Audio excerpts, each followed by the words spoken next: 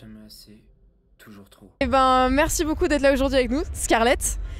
Est-ce que tu peux te présenter et nous dire qu'est-ce que tu fais à Grenoble ce soir?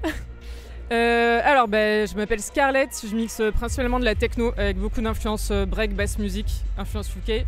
Je suis basée sur Paris, ça fait 4 ans maintenant que je mixe sur Paris.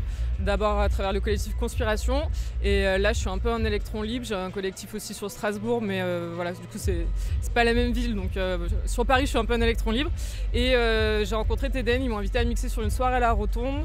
J'ai refait pas mal de soirées avec eux en tant que DJ puis même un peu dans la team pour filer un coup de main et du coup voilà, je suis là pour les 13 ans pour célébrer ça avec eux. Trop cool. Alors du coup j'ai une petite question que je pose à tous les artistes que j'ai interviewés pour les 13 ans. C'est tu avais quel âge en 2010 et qu'est-ce que tu écoutais à cette époque-là? En 2010 j'avais 21 ans et j'écoutais pas encore de la techno. Je crois que j'étais dans ma grosse période rock indé, c'était un peu la mode en 2010. Je pense que comme tout le monde j'écoutais The XX. L'album de The XX, le premier, voilà. Carrément. Donc, tu as sorti un EP en 2020. Black Sun, White Lies. Est-ce que tu peux m'en dire un petit peu plus? Parce que je l'ai écouté et j'aime trop. Et du coup, c'était quoi tes inspi et le mood dans lequel tu étais à ce moment-là?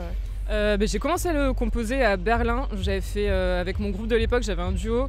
On avait fait un mois de résidence à Berlin où vraiment on faisait que composer, puis le soir sortir et tout, récupérer un peu les influences. Il sonne pas très allemand cet EP, mais en tout cas quand même c'était une phase créative qui était assez cool. Et j'ai terminé après pendant le confinement parce que je suis rentrée de Berlin et direct on est parti en grosse pandémie.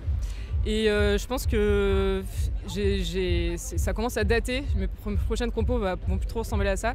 Mais à l'époque, j'étais plus influencée de la musique électronique, un peu moins dance floor du coup.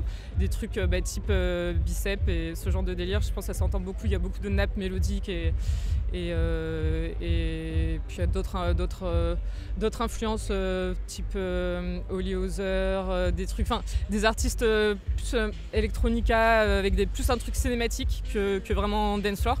Et voilà, du coup je pense que c'était un peu les premières expérimentations, les recherches. Et c'était encore pas très précis sur le style où je voulais aller, mais j'aimais encore assez l'écouter cet EP quand même. Je trouve ça cool. Ouais, non, il est génial. Et du coup, tu es productrice, comme on vient de le dire. Comment est-ce que tu qualifierais ton travail en termes de style, d'inspi à l'heure actuelle? Justement, ça a bougé pas mal.